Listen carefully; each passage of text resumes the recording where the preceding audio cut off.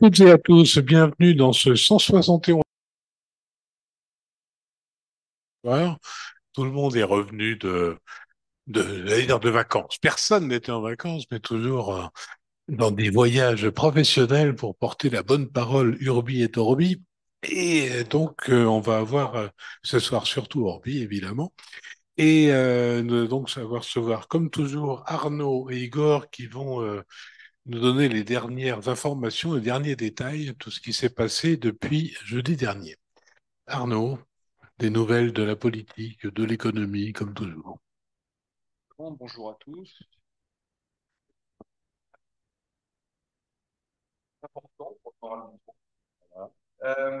Quelques mots d'économie avec le montant moyen des pensions de retraite qui va s'élever en 2024 à 23 400 euros, qui représente environ 220 euros à cours actuel. Avec...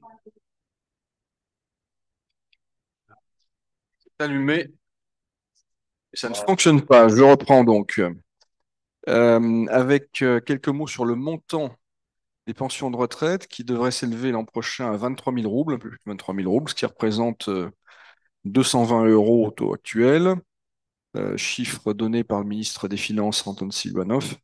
Pour rappel, une revalorisation est prévue au 1er janvier de l'ordre de 7,5%. On a beaucoup parlé d'Afrique au mois de juillet à l'occasion du sommet Russie-Afrique de Saint-Pétersbourg. À l'époque, on relevait un tassement des échanges commerciaux qui, pour 2022 en tout cas, étaient inférieurs à ceux de 2019, c'est-à-dire du précédent sommet. Eh bien, il semblerait que la tendance s'inverse, ou en tout cas, on doit apporter un bémol à ce constat de 2022. En effet, sur les 8 premiers mois de l'année 2023, les échanges commerciaux entre la Russie et l'Afrique ont augmenté de 43,5%. Ils ont atteint, sur la période janvier-septembre, 15,5 milliards de dollars et ils sont, ce n'est pas une surprise ni quelque chose de très nouveau, concentrés essentiellement sur le Maghreb, dans l'ordre l'Égypte, l'Algérie, le Maroc, la Tunisie et la Libye. Un chiffre intéressant et crucial pour la macroéconomie russe et le budget fédéral, le brut russe de marque Urals se négocie en moyenne à 83,3 dollars le baril en septembre contre 74 en août. On voit que eh bien, c'est très au-delà du fameux seuil instauré par les pays du G7 à 60 dollars. Alors, il est possible que les choses soient un peu moins brillantes en octobre, puisque les prix mondiaux, ces dernières heures, ces derniers jours se tassent, mais en tout cas, les rentrées pétro-gazières seront importantes au-delà de ce qui avait été budgété. Rentrées qui sont gonflées en outre par le niveau encore faible du rouble, puisque hier et aujourd'hui, pendant quelques minutes, quelques instants, le seuil de 100 roubles pour un dollar a de nouveau été franchi. Quelques mots de politique et de société avec un entretien accordé par le directeur général du FTSIOM, Valérie Fiodorov, au quotidien RBK, il y a quelques jours. Il dit beaucoup de choses intéressantes pour la plupart et il donne un chiffre. Il évalue ce qu'il qualifie de partie de la guerre entre 10 et 15% de la population. Autre nouvelle, Alexandra Skochilenko, qui est une artiste pardon, pétersbourgeoise, accusée d'avoir diffusé de fausses nouvelles sur l'armée russe. Eh bien, elle a vu sa détention provisoire prorogée jusqu'en janvier 2024. Pour rappel, en mars dernier, en mars 2022, pardon, elle avait remplacé dans un supermarché de Saint-Pétersbourg les étiquettes des prix par des messages dénonçant la guerre en Ukraine. Une rumeur insistante qui paraît crédible, Vladimir Poutine pourrait officialiser sa candidature à la prochaine présidentielle, prévue en mars prochain, à l'occasion de la journée de l'unité du peuple, le 4 novembre. Enfin, le ministre de la Défense, Sergueï Shoigu, qui a une nouvelle fois démenti avant-hier qu'une nouvelle vague de mobilisation soit à l'étude au sein de l'état-major général et il a par ailleurs précisé que 335 000 personnes depuis le début de l'année avaient signé des contrats d'engagement avec le ministère de la Défense, dont 50 000 pour le seul mois de septembre. Enfin, je terminerai là-dessus. Un sondage réalisé par le centre Levada, toujours sur le conflit en Ukraine, et qui, selon moi, illustre les contradictions au sein de la société russe. On a par exemple 73% des répondants qui expriment leur soutien à l'action de l'armée en Ukraine, mais 39% se disent en faveur de la poursuite des opérations militaires contre 51% pour l'ouverture de pourparlers. Parmi les surprises, et pas les moindres, le fait que les moscovites soient plus va-t-en-guerre que la moyenne nationale, ce qui est un peu contre-intuitif. 57% se prononcent en faveur de la poursuite des opérations. Et enfin, 59% des répondants craignent une mobilisation générale, indicateur assez stable ces derniers mois, avec une très forte disparité entre les hommes, qui sont 40% à le craindre, et les femmes, qui sont 75%. Voilà, une vérité assez éternelle en Russie et ailleurs sur la guerre, les hommes et les femmes, et la peur. Merci. On a des petits soucis de micro. Celui-là ne fonctionne pas non plus. Euh, L'autre, c'est celui qui est en panne. Alors, justement, c'est intéressant ces derniers chiffres. Et quel est le lien avec ce que tu disais un peu avant sur le parti de la guerre qui prendrait 10 à 15%? C'est quoi ce parti de la guerre? Partie de la guerre, est-ce qu'on m'entend? Oui. Bon, c'est cette mouvance Z, cette mouvance ultra-patriote qui, de façon assez constante depuis printemps 2022, estime que l'armée russe ne tape pas assez fort finalement en Ukraine, que le pouvoir russe fait preuve de trop de retenue, qu'il faut aller plus fort, plus loin. Euh, voilà, c'est cette mouvance-là que Fyodorov qualifie de partie de la guerre. Et est-ce ce parti a d'autres caractéristiques, je dirais, sociales ou en projet politique ou économique, ou c'est vraiment simplement se dire il faut être plus fort et plus violent? Oui, ce n'est pas un parti, c'est une mouvance, c'est une sensibilité, c'est un rapport sans doute à l'histoire, c'est un rapport à l'Ukraine, à ce que devrait être la grandeur russe, un rapport à l'armée, à la force, sans doute.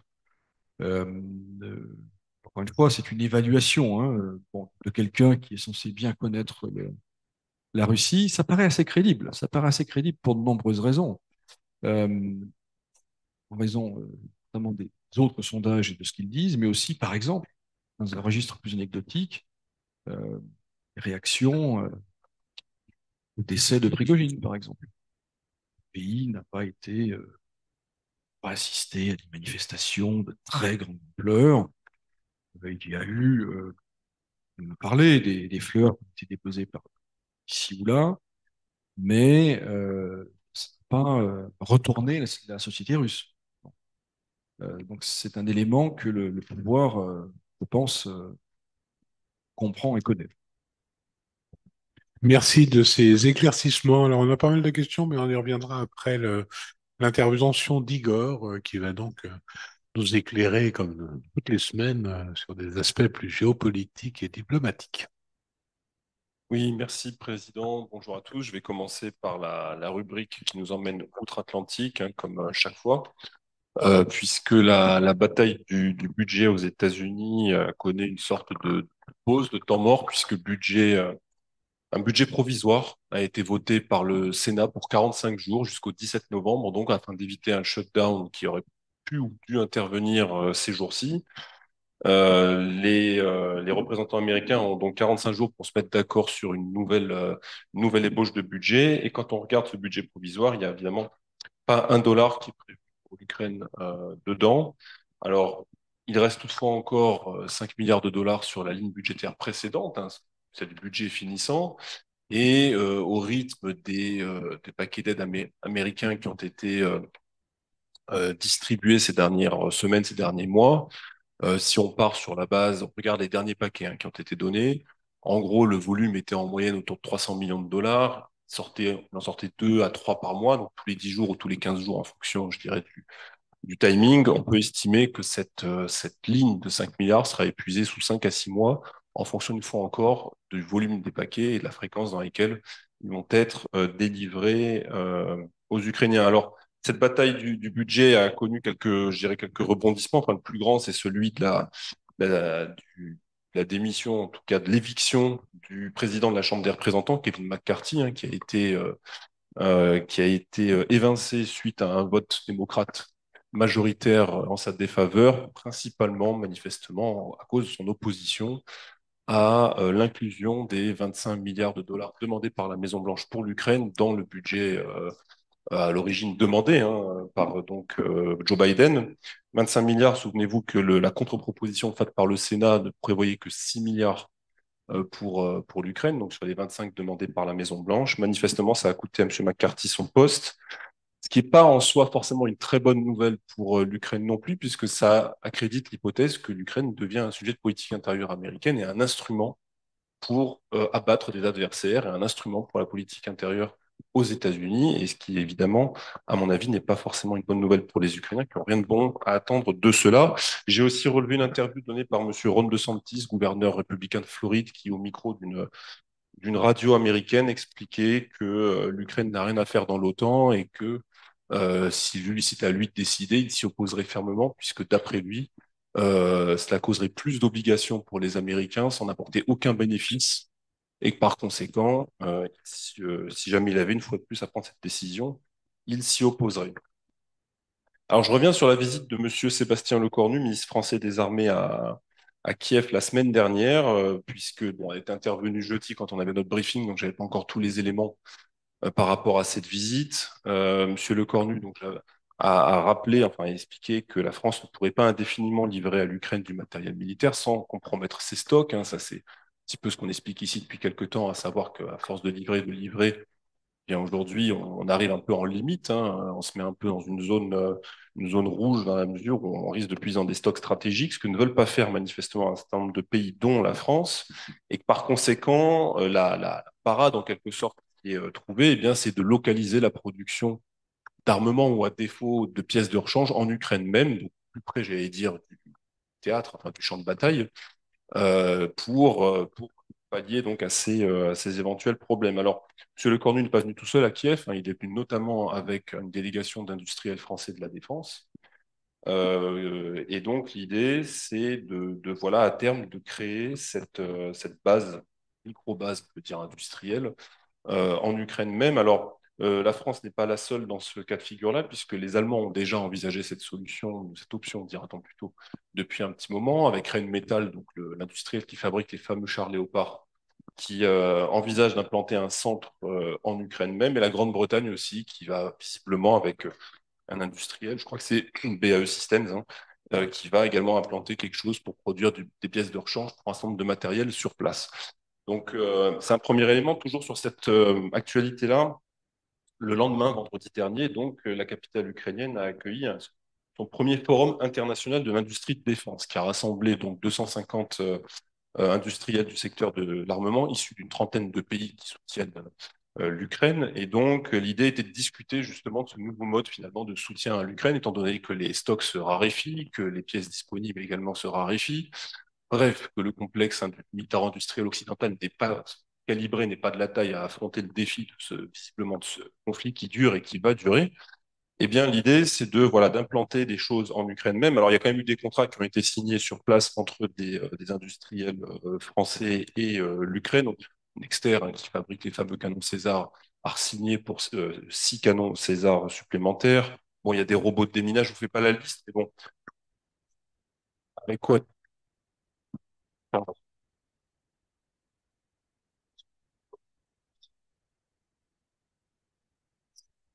Donc avec quel argent tout ceci va être financé, on n'a pas d'informations sur ça n'a pas été précisé, mais on peut légitimement estimer que ça va être financé très probablement en partie par la fameuse facilité pour la paix européenne, donc le fonds qui permet de financer l'aide militaire à l'Ukraine, alors qu'à l'origine, il n'était pas prévu pour ça. J'avais déjà expliqué qu'il était prévu pour développer toutes autres sortes de projets à travers le monde, mais qu'il a été requalifié à partir de 2022 pour apporter de l'aide militaire à l'Ukraine et que jusqu'à présent, c'est dans ce fonds que puisait l'Union européenne pour dédommager les pays européens qui cédaient du matériel militaire à l'Ukraine, enfin dédommager en partie, puisque ce fonds ne peut pas couvrir l'intégralité du volume du matériel qui a été donné. Alors, autre nouvelle entre l'Union européenne et l'Ukraine, eh bien, c'est la réunion informelle des ministres des Affaires étrangères de l'UE qui s'est tenue lundi à Kiev. L'objet était de réaffirmer le soutien infaillible des Européens à l'Ukraine dans le contexte qu'on évoque ici régulièrement, à savoir un scepticisme grandissant lié notamment à l'enlisement de la contre-offensive ukrainienne, au flottement qu'on perçoit outre-Atlantique sur la solidité du soutien américain, dans quelle mesure est-ce qu'on peut compter sur ce soutien à long terme. Il y a la question du budget. L'année prochaine, il y a la question de l'élection présidentielle avec potentiellement Trump qui est en embuscade ou d'autres, en tout cas candidats potentiels qui ont déjà fait comprendre qu'ils n'étaient pas très très allants sur l'idée de poursuivre le quoi qu'il en coûte dans le conflit en Ukraine et d'une manière générale la fatigue des opinions publiques occidentales à l'égard du sujet de la guerre, puisque ça fait pratiquement 20 mois maintenant, et que on comprend bien que cela va encore durer un moment. Donc l'idée, voilà, était de se remobiliser en quelque sorte et d'affirmer, d'afficher ce soutien aux Ukrainiens. Cela dit, Monsieur Borrell a indiqué aujourd'hui que, au cas où le soutien américain venait à manquer, l'Union européenne n'aurait pas la possibilité de combler le manque, je veux dire, le manque d'aide américain financier ou autre, et que donc il n'y avait pas en réalité de plan B pour compenser cette aide américaine. Sur un autre thème, le thème que j'évoque régulièrement, le thème du nucléaire, le président de l'Institut Kourtchakov, qui est le principal centre de recherche et de développement de l'industrie atomique en Russie, a appelé à la reprise des essais nucléaires atmosphériques et à une révision des fondements de la dissuasion stratégique russe.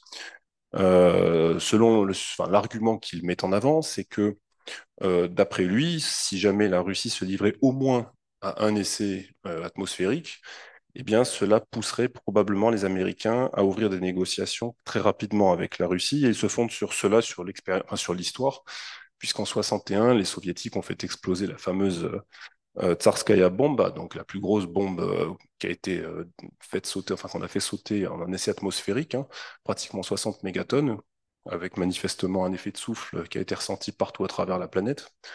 Et donc, suite à cette explosion, les Américains ont effectivement ouvert des discussions avec les Soviétiques sur tout un tas de sujets j'allais dire, de stabilité internationale et de sécurité internationale. Alors, pour rappel, il y a quand même un traité international qui encadre tout ça, c'est le traité sur l'interdiction complète des essais nucléaires de 1996, qui à ce jour a été signé et ratifié par 159 pays, dont la Russie, mais dont pas les États-Unis, la Chine, l'Égypte, Israël et une dizaine de pays qui l'ont signé mais pas ratifié. Il est prévu un mécanisme de sortie de ce traité, hein, c'est prévu dans le texte, c'est l'article 9, je suis allé le regarder, qui prévoit qu'on peut sortir du traité, mais qu'il faut pour cela notifier les autres États signataires 6 mois en avance. Et donc, à partir de la notification, 6 mois après, on peut se retirer du traité et donc, si on veut, se livrer à des essais atmosphériques.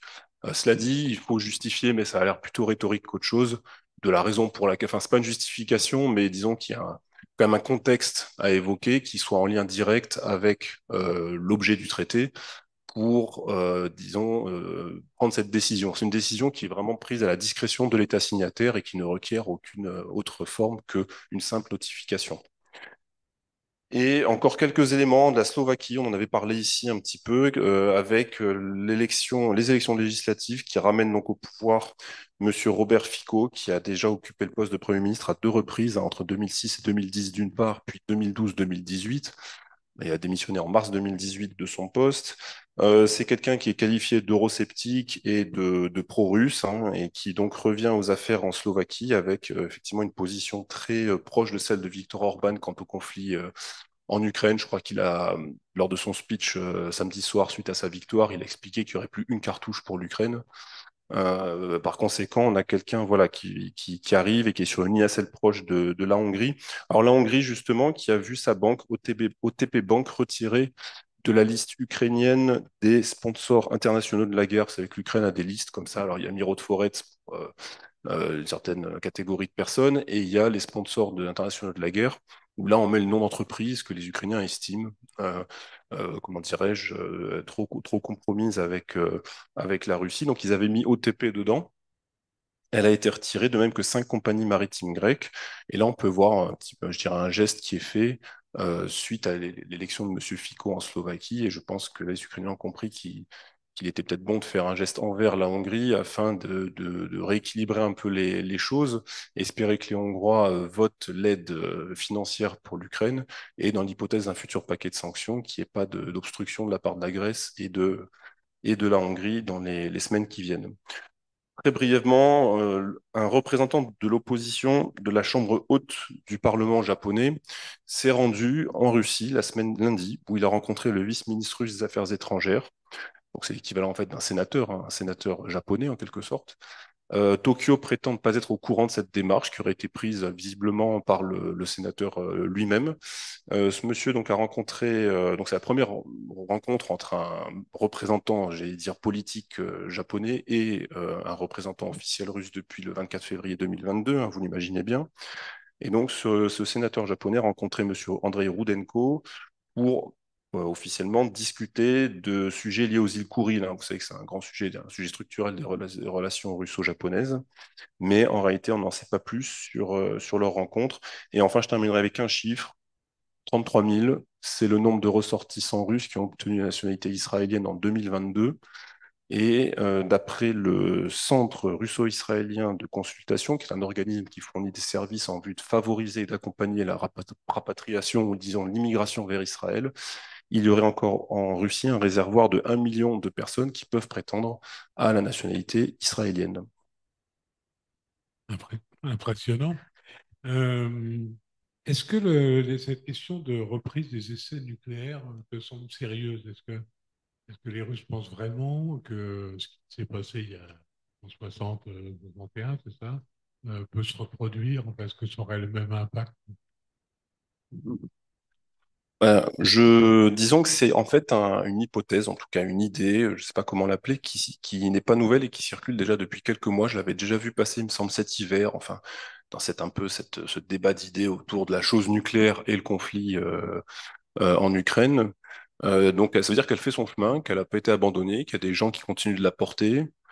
Est-ce que cela provoquerait automatiquement, je dirais, une réaction de la part des Américains telle que souhaitée par la Russie? Je n'en sais vraiment rien. En tout cas, disons que ce serait un échelon de plus qui serait gravi dans l'escalade de ce conflit, hein, d'une manière ou d'une autre, hein, puisque on peut évidemment pas déconnecter l'hypothétique sortie de la Russie de ce régime, disons, d'encadrement des essais, d'interdiction des essais nucléaires du conflit en Ukraine. La Russie ne prendrait pas une telle décision s'il n'y avait pas ce conflit, à mon avis. Je la relie à autre chose. Il y a disons, une théorie qui circule manifestement au sein de certains des experts russes, et qui est en lien avec celle de théorie de multipolarité de l'ordre mondial. Et pour certains, alors vous savez que la Russie promeut la multipolarité de l'ordre mondial, c'est quelque chose qui est très cher aux BRICS en général et qui est un petit peu le plus petit dénominateur commun entre les BRICS. Bon.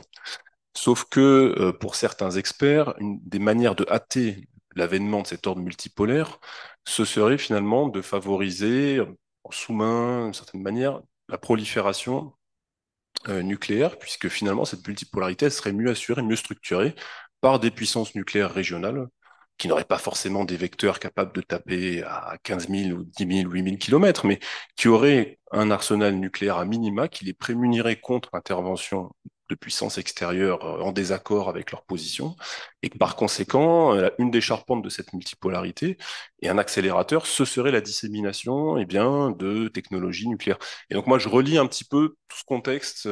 Pour moi, ça relève un peu de la même idée, si tu veux. Maintenant, je ne dis pas que ça va arriver, et je ne sais pas en tout cas, ça ne laisserait pas de marbre les Américains. Est-ce que ça voudrait dire qu'ils cesseraient du jour au lendemain leur soutien à l'Ukraine? J'en sais rien. Mais ça aurait évidemment des conséquences qu'on a du mal à imaginer encore aujourd'hui. Je puis me permettre, la Russie, puissance proliférante nucléaire, ce serait une rupture stratégique majeure, hein. Euh, que ressort-il de la conférence parlementaire Russie-Amérique qui a eu lieu à Moscou, Amérique latine? Euh, Pas grand-chose. Quelques dépêches d'agences, des délégations de niveau assez limité. Bon, voilà, Monsieur Volodine s'est occupé de l'Afrique cet été, remet le couvert, si j'ose dire, et regarde du côté de l'Amérique latine. C'est bon, un exercice assez classique. On en a peu parlé, il faudrait regarder ce qu'on n'a pas fait d'ailleurs, quel pays était représenté et à quel niveau. Il est probable qu'il y ait plus de trous dans la raquette avec l'Afrique. du reste, quels sont les grands acteurs sud-américains? Ils se divisent comment? Bon, on a la présidente du Brésil, c'est vrai, Venezuela aussi, et les autres, c'est une neutralité bienveillante ou malveillante. Non, parmi les, bon, les pays qui sont ouvertement hostiles aux positions russes, il y a la Colombie, hein, ça c'est pas nouveau, le Chili, bon, d'autres aussi. Parmi les grands pays, dont le Brésil, BRICS, on en a parlé, l'Argentine, ces dernières années était sur une trajectoire de rapprochement avec la Russie, mais il y a une présidentielle qui arrive et qui pourrait rebattre un peu les cartes. En tout cas, c'est ce qui se dit. Et puis, comme le disait Igor, il y a le Mexique. Bon, le Mexique qui est un très grand pays, qui a toute une problématique de relation avec Cuba, bon, qui historiquement n'est pas un pays proche de l'URSS, mais qui a des problèmes avec les États-Unis, qui doit gérer une relation complexe avec son grand voisin du Nord, qui est une puissance écoutée par ce qu'on appelle le Sud global et qui est courtisée par les Russes. Russes qui partent encore une fois de très loin dans ce pays, mais qui trouvent une oreille plutôt attentive de la part du président socialiste mexicain. Donc l'Amérique latine est vue par beaucoup de dirigeants russes, un peu comme l'Afrique, comme une terre de, je veux dire, une terre de mission, en tout cas une terre où l'URSS avait des intérêts, était présente, avait mis en œuvre un certain nombre de choses et où le discours russe actuel peut trouver, si ce n'est un écho, en tout cas, des neutralités bienveillantes. Merci. Euh, alors, une question intéressante, comment se sont passées, et si elles se sont passées, les célébrations du rattachement des 4 nouveaux territoires? Est-ce que vous avez assisté? Est-ce que vous avez des échos? Est-ce que... Bon, alors il y a une date désormais, hein, le 30 septembre, qui vocation à commémorer le rattachement, l'annexion, si on parle en français juridique, des 4 territoires, c'est-à-dire les républiques populaires de Lugansk et de Donetsk, ainsi que les régions de Kherson et Zaporozhye. Je rappelle que la région de Lugansk est pratiquement sous contrôle total de l'armée russe, ce n'est pas encore le cas de la région de la République de Donetsk, c'est environ 60%, et on en est encore plus loin pour ce qui est de Kherson. Et dans le cas de Kherson et de Zaporozhye, les chefs-lieux sont toujours contrôlés par les autorités de Kiev. Donc, je dirais les commémorations ont été assez modestes pour une raison aussi, sans doute, c'est que bon, le dossier est inachevé et les gens se souviennent du contexte de l'année dernière, hein. L'année dernière, dans la précipitation, une décision d'annexion sur fond de recul, voire même de revers majeur sur le terrain. Donc peut-être que si les choses évolue favorablement pour la Russie. En d'autres termes, si la Russie parvient, par exemple, à prendre l'intégralité des territoires de ces régions, peut-être que les commémorations auront plus d'ampleur et d'éclat. Mais cette année, c'était plutôt modeste. Peut-être un point complément, mais plus par rapport aux statistiques et au sondage qu'évoquait Arnaud tout à l'heure et qui fait le lien avec le contexte. Quand on sur les donc comment dirais-je la façon dont les gens considèrent ce conflit et puis l'idée donc de négociation versus l'idée de poursuivre les hostilités. Parmi les gens, enfin quand on pousse plus loin l'enquête quoi, de l'Evada, il y a des chiffres vraiment toujours aussi intéressants puisque parmi les gens qui donc sont favorables à ouvrir des négociations avec l'Ukraine, donc majorité visiblement d'après les chiffres de l'Evada. Ensuite, on les interroge sur les modalités que pourrait revêtir le feu ou cette paix. Je sais plus comment c'est formulé, mais bon, des discussions. Et là, on leur demande si jamais on pose la question de la Crimée. Là, une majorité évidemment écrasante qui dit il est hors de question de rendre la Crimée. Pas surprenant. On leur pose la question ensuite par rapport au territoire, au nouveau territoire DNR, LNR dont on vient de parler. Là aussi, une majorité qui est opposée à la restitution de ces territoires. Alors, il y a toujours la question entre êtes-vous farouchement opposé, enfin, mais quand on cumule fermement opposé avec opposé, on arrive à une majorité. Et ensuite, dans l'autre type de question qui aurait posé dans le cadre de cette hypothétique discussion sur une cessation des hostilités, il y a l'intégration de l'Ukraine dans l'OTAN. Et là aussi, une majorité qui est opposée. Donc, en résumé, oui, favorable à des discussions, mais opposé à toutes les conditions, en gros, que l'Ukraine avait mis sur la table pour imaginer. Donc, en réalité, les gens sont pour une capitulation de l'Ukraine. Autre élément dont on n'a pas parlé, c'est ma responsabilité, mon erreur, ma faute. Parmi les nouveaux éléments budgétaires qui ont été discutés la semaine dernière et entérinés, il y a une enveloppe importante, je retrouverai les chiffres, pour justement les nouveaux territoires.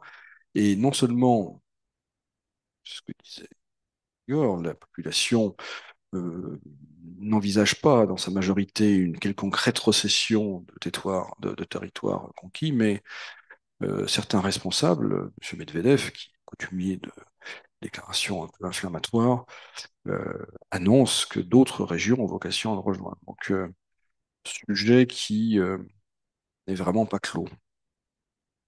Et à propos de ces régions, il semblerait qu'il y ait un début de conscription là-bas, dans le cadre général, puisque c'est partie du pays maintenant. Est-ce qu'on a des réactions? Ça s'est bien passé, ça s'est pas passé. Je n'ai pas d'éléments particuliers, mais là, il y a deux situations très différentes. Il y a Lugansk et Donetsk qui, de fait, sont en guerre avec Kiev depuis 2014. Donc là, ce qui a changé, si vous voulez, c'est le statut des unités de défense de ces deux républiques populaires qui sont en train d'être rattachées au ministère russe de la Défense. Pour ce qui est de la mobilisation parmi la population masculine des territoires de Kherson et Zaporogie contrôlés par la Russie, je n'ai pas d'éléments particuliers, mais on peut en trouver éventuellement. Alors, on a une question sur quel remous, on a déjà vu la ratification du statut de Rome par l'Arménie, est celle de générer. Je compléterai la question en disant que cette ratification par le Parlement arménien est un hasard de calendrier ou c'est une petite rétorsion à l'inaction de la Russie par rapport au Karabakh. Je pense pas que ce soit un hasard du calendrier, c'est un dossier qui traînait depuis un moment. L'Arménie avait signé mais pas ratifié ce texte. Bon, c'est ratifié dans le contexte que chacun sait, à savoir la disparition du Haut-Karabakh. Et donc, le président Pachinian qui est dans une situation de quand même. Enfin, ils sont très seuls, hein, en quelque sorte, hein. Les Russes, effectivement, ils comptaient sur leur appui, ne sont pas venus. Les États-Unis sont géographiquement quand même très très loin, même si jamais ils compatissent. Certains pays essayent voilà, de trouver des solutions, mais non, non, c'est tout sauf. Après, sur les conséquences entre les relations entre l'Arménie et la Russie, oui, c'est une épine de plus dans ces relations qui sont aujourd'hui pas au mieux de leur forme. Oui, ça a été. Ça pose la question d'ailleurs, comme pour le sommet des BRICS, est-ce que Vladimir Poutine peut encore se rendre en Arménie, pays qu'il considère toujours comme allié, on en croit cette très récente déclaration il y a quelques minutes lors du club de Valdai. Mais dans ce qu'on lit ici, dans la presse russe, les réseaux sociaux, très clairement, c'est une mesure perçue comme vexatoire, non pas dirigée contre d'éventuels criminels de guerre azerbaïdjanais, mais bel et bien contre la Russie, à tort ou à raison. Les Arméniens expliquent que non. Bon, mais c'est très clairement, si vous voulez, pour parler crûment, ça a aggravé le cas de Pachinian et de l'Arménie aux yeux de la Russie. Je maintiens que, d'abord, rappelons le droit, hein, la Russie ne reconnaissait pas l'appartenance du Karabakh à l'Arménie et donc formellement n'avait aucune obligation d'intervenir. Après, on peut discuter de périmètre du mandat de la force de maintien de la paix qui avait été déployée en 2020. Il a quand même été très passive. Bon, mais euh, l'Arménie, stricto sensu, n'a pas été attaquée par l'Azerbaïdjan. Euh, mais évidemment, si un autre dirigeant avait été en place euh, à Erevan, si un autre secrétaire du Conseil de sécurité nationale était en poste à Erevan, l'actuel M. Grigorian est réputé pour sa très grande proximité avec les intérêts américains, peut-être que la Russie aurait placé le curseur ailleurs, ou en tout cas aurait peut-être déployé un peu plus d'efforts pour convaincre les Azerbaïdjanais de s'arrêter ou de s'arrêter avant, de ne pas arrêter M. Vardanian, par exemple, etc., etc. Donc très clairement, ce dossier de Cour pénale internationale, c'est un chiffon rouge, c'est quelque chose de majeur en réalité dans la perception russe de l'Arménie. Merci à tous les deux. On allons finir ce briefing sur cette question. Je voulais simplement, et j'en profite pour saluer la communauté française à Saint-Pétersbourg, qui nous écoute régulièrement et qu'on va voir régulièrement, pour saluer l'arrivée en Russie et à Saint-Pétersbourg de nouveaux consuls à Saint-Pétersbourg, Monsieur Jean-Christophe Thibault. Voilà, donc bienvenue, félicitations, un russophone qui prendra également en charge le dessin de l'Institut français à Saint-Pétersbourg. Donc bienvenue et on espère que ça pourra profiter à la relation toujours francophile et francophone en Russie. Voilà, à jeudi prochain, donc pour notre 172e briefing. Comme toujours, la C6 France-Russie est à vos côtés. Tenez bon.